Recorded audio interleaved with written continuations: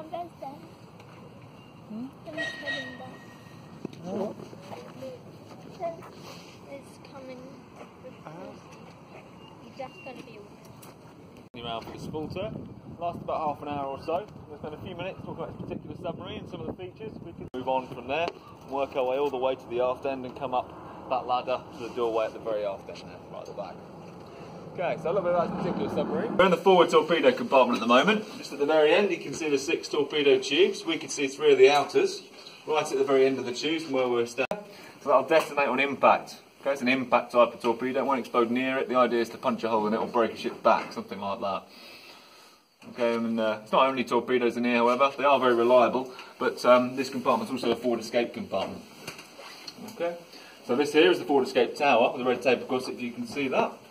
Okay, so there's actually, that's the emergency exit in effect, if something goes wrong with a submarine. There's 2 ways you can do an escape. Now, you've got a handle on either side, okay, to help you get through. You can go 1 foot through at a time, as I say, side step it, or you can just ease yourself in, feet first. Both feet through together is a good way of doing it, okay, however you feel most comfortable. And we'll have the handle on the other side to help you up as well. Do you want to follow me through to the next compartment? Put your phone in your pocket.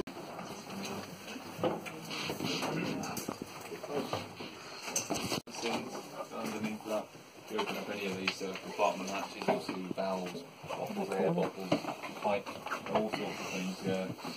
Normally you'd see on a daily basis on submarines, 40 years before this.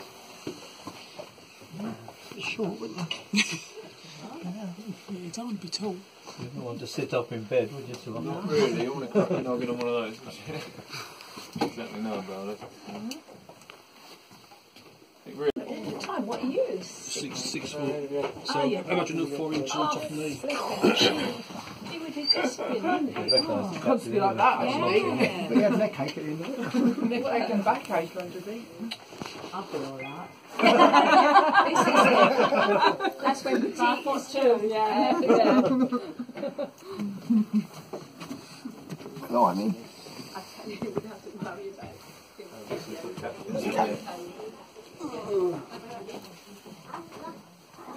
Go now. What's that? Captain's cabin.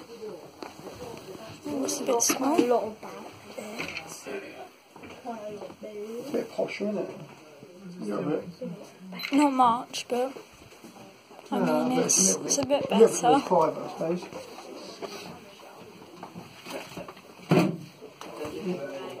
Bill, Phone, do you want me to take that phone? hold that. Don't try to put it there. It's all. Thank you.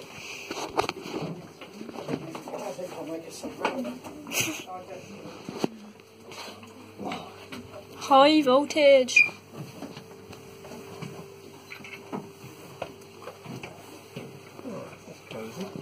Keys? Is that another bunk room? Yeah. A typewriter. Sink? It's a bit toilet, wasn't it?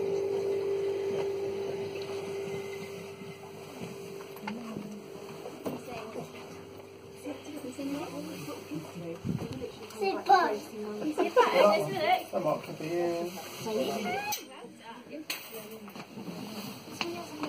You have to.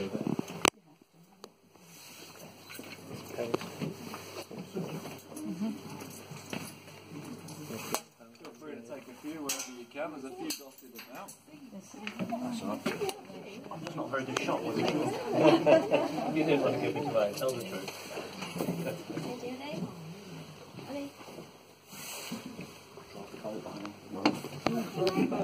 That last man at the end there. Some money in there. Okay, if you wouldn't mind pulling that curtain across for me, that'd be brilliant. Okay, thank you. So, we're now standing in the control room. This is underneath the main fin. Okay, as we were looking at it from the side of the dock, is the speed. Now, the speed's actually controlled by the motor. The motor is right down towards past the engine room and underneath the deck there, adjusting your eyes to what will eventually be darkness, a black light. So we'd use this red light when we're below periscope depth. Okay, because if we were looking through the periscope at night with this on, there's a reasonable chance that some of that light could escape up the periscope and be seen by the enemy. Okay, so we use this when we're below the periscope depth. Now, when we are looking through the periscope at night, I'll be using black light.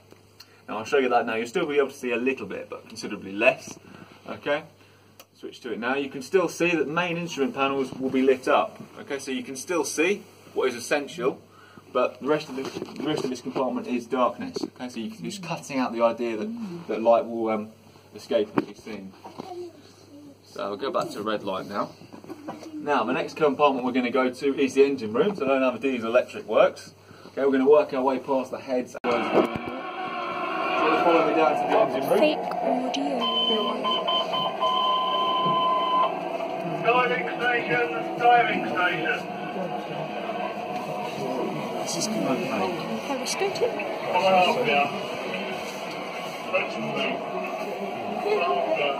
Should I say you think you're very confident? No.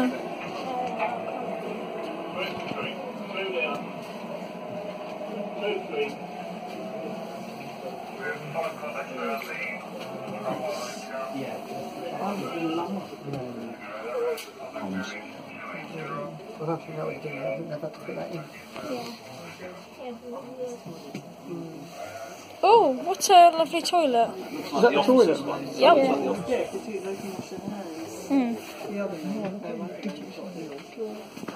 Where's the sound? Another toilet. Oh, that's the posh toilet. I probably love this toilet. Oh, I can't find toilet thing.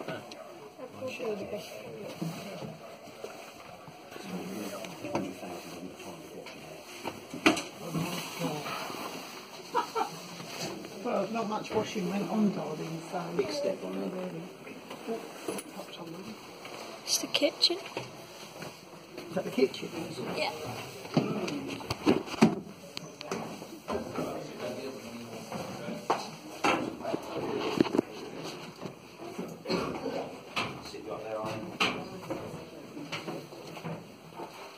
There's also the way for the stokers to come in. Stokers is quite an old-fashioned term for anyone working in the engine room, even at this time. Okay, even though there's no stoking to be done, it's still the same term. Okay, so they're sleeping in that compartment there, working in here, and then just the entrance submarine and exiting through this way as well. It makes no sense for them to come in the way we did, down and past 60-odd people trying to find a way to get to this compartment here. This compartment would, when the engines are running, be very hot and very noisy. They have 100 degrees to the touch. But if they've been running for a little while, so they're all burning. It's quite dangerous.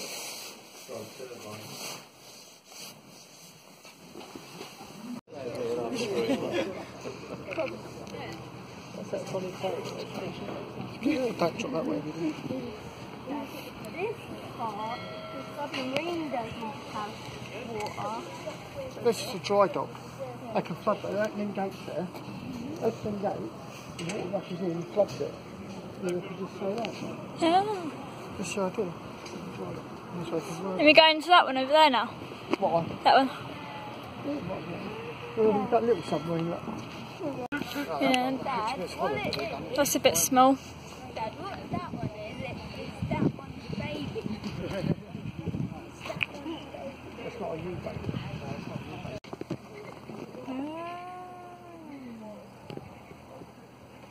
This is James Bond film.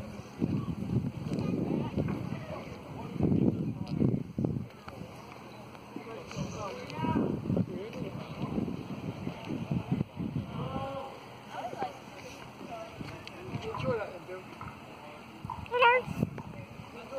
That's cool. Is it? Do you remember it last time? Nope.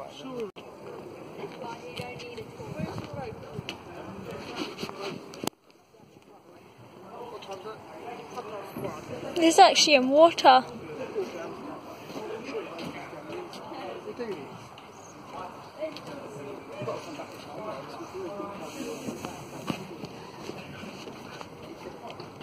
Hello. Hi. A few years ago. Oh, not a lot changed, so have a look. I want to steer the wheel. I want to steer the wheel. Go on, Dennis. I don't think you can, but. Oh, stop and play. You Bill, look, it's kind of moving.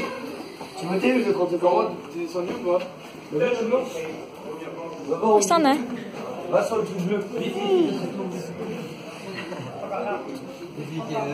it a bench or something? Yeah.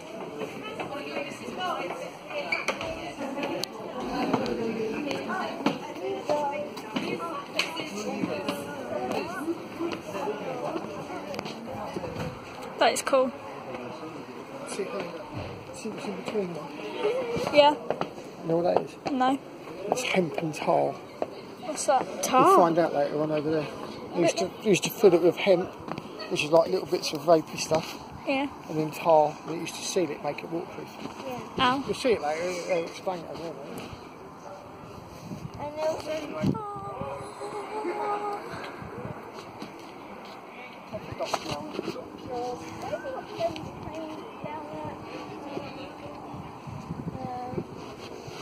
Eastbourne, Whereabouts Eastbourne? around the dockyard. So that's where the propeller was.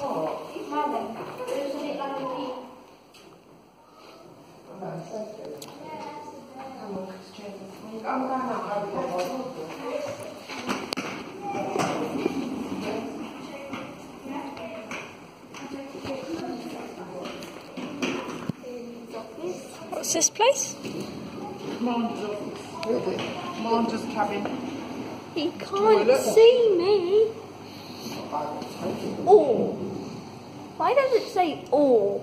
Nice little dinner table now. It says oh. Oh, Bill, look, that's what that thing is.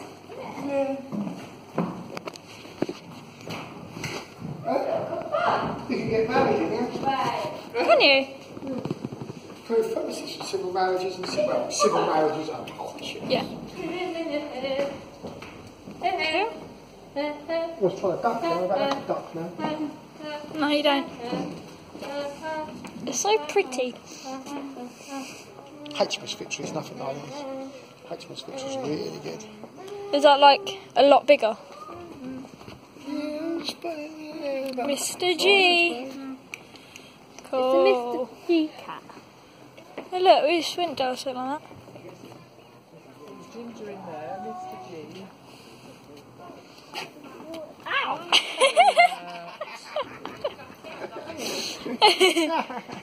High five.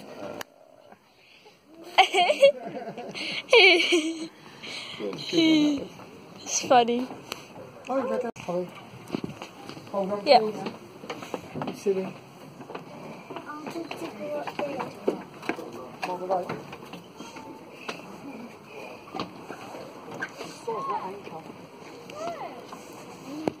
Oh, it's big, isn't it?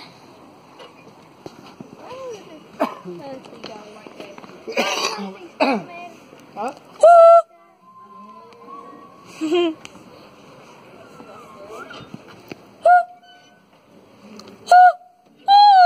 Must be to let it sting out. Probably. Hello. I shut it down it. Went for lunch in that cafe over there, and then we watched a train come out, and now we're going to the ropery to do some roping, like make some rope and that. So yeah, so going on. Oh, pretty.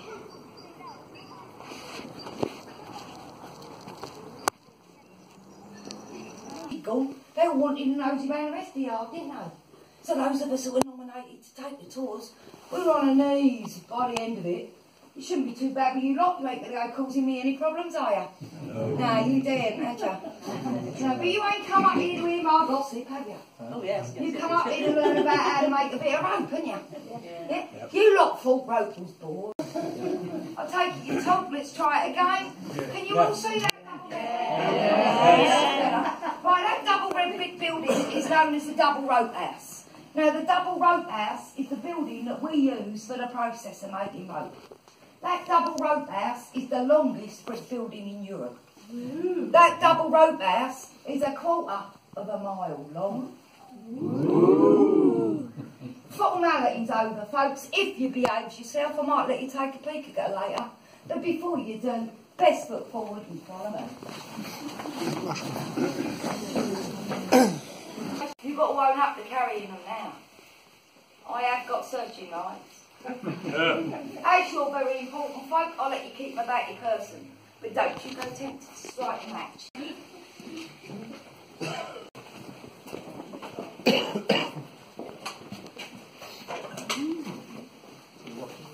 Right, excuse me.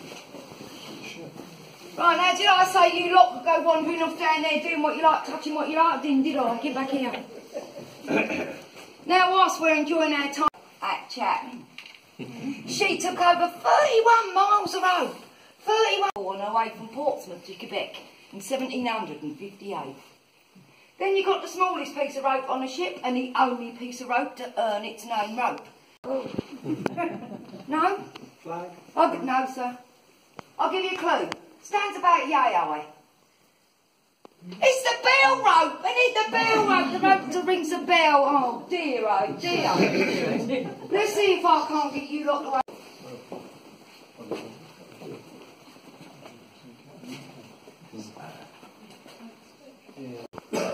And it's mainly grown in Russia. Don't sniff it, sir, it causes too much paperwork. It's hard. Spin.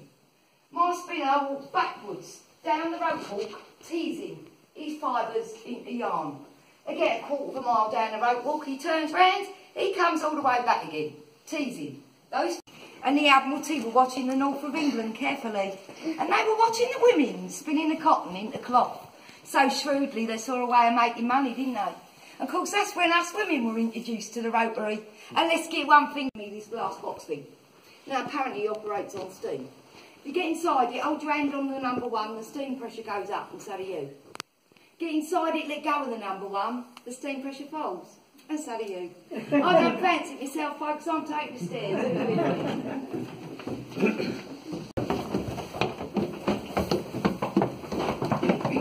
Anybody using that glass box thing?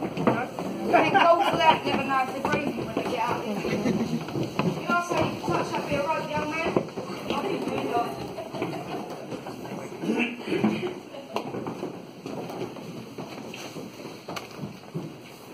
You can move around, I don't bite.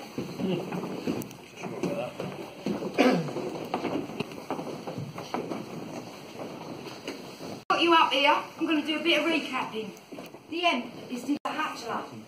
That hatcheler will hatch all those fibres. It comes out of the machine and then down into this container here.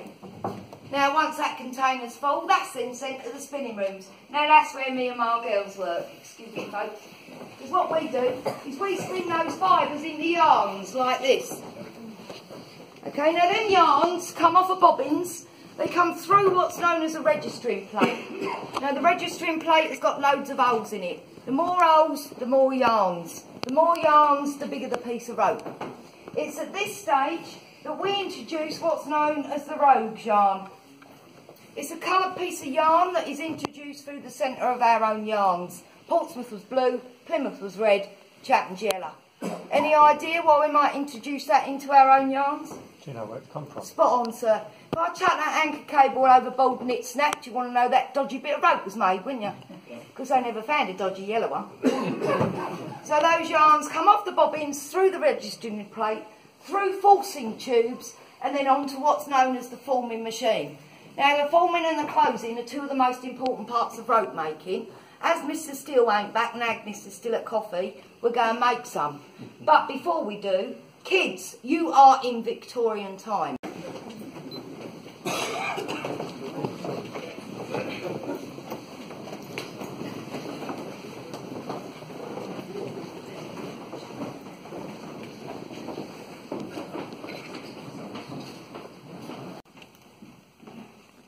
Right, now you're going to be on the travelling end. Okay? When I say go, on 2, 3, go. That's it, keep turning, keep going, don't stop. Keep turning. Faster, put your backs into it. Faster.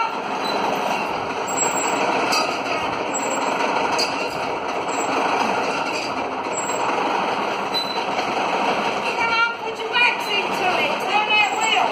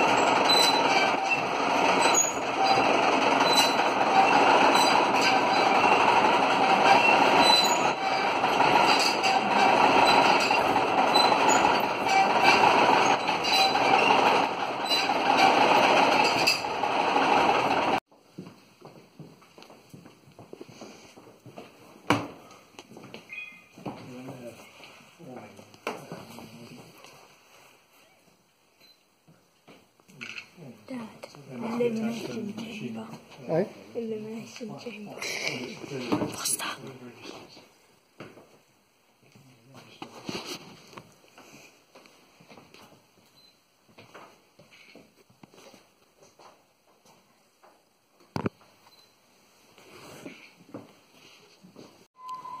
In there was the shop. We just went in and it had like supplies and stuff for like washing lines and everything. And there's the women's exit. They weren't allowed to exit in the same exit as the men. And entrance even.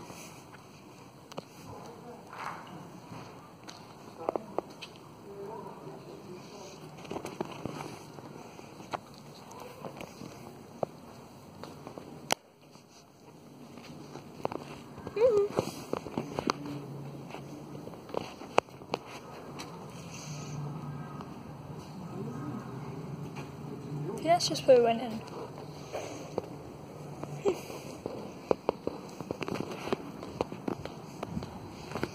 So all the women workers would enter in it, the men would enter the other side.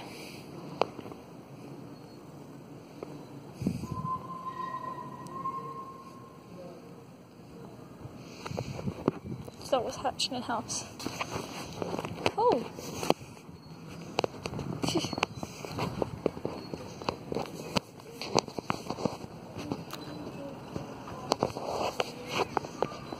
They still make rope there. This is where they tested the rope. It stinks.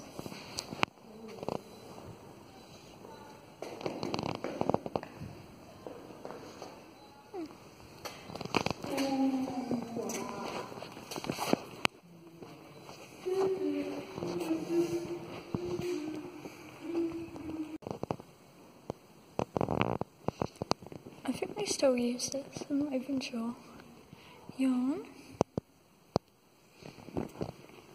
No. I don't know. Do they still use that in there? Yeah, okay. Is that why you, hand in your snooking stuff? Hi, person in there. Is that where you just went? Where we started, yeah. Yes, it is, isn't it?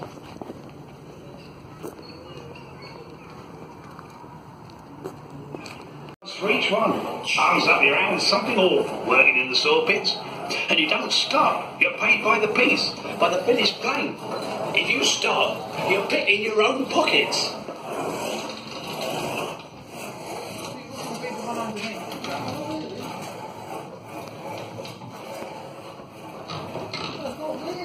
It's not real. Obviously not.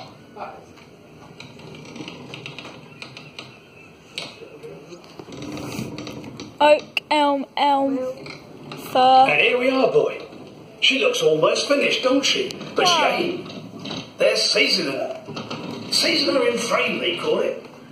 Once you've got the shape of her, all the beams, the skeleton of It's a her, mirror, look. you leave her a while, so all those bits and chunks of wood can get used to each other. And she spreads with the weight and bends, just a little, but not sometimes. And she creaks while she's at it. I used to like listening. And when she's done that a while, settled and see, boy, you come to the last part of the building, the fitting out. Time to put masts on her. And for that, you take the trunks of the biggest, tallest, straightest trees and you smooth them. Cut into them so you can mount spars and you sets them on the ship. I told you about the Valiant, boy. The first ship I saw built from start to finish, and I remember every moment. But the day we floated her out's the day I remember best. She was a ship at last, on the water, what she was meant for.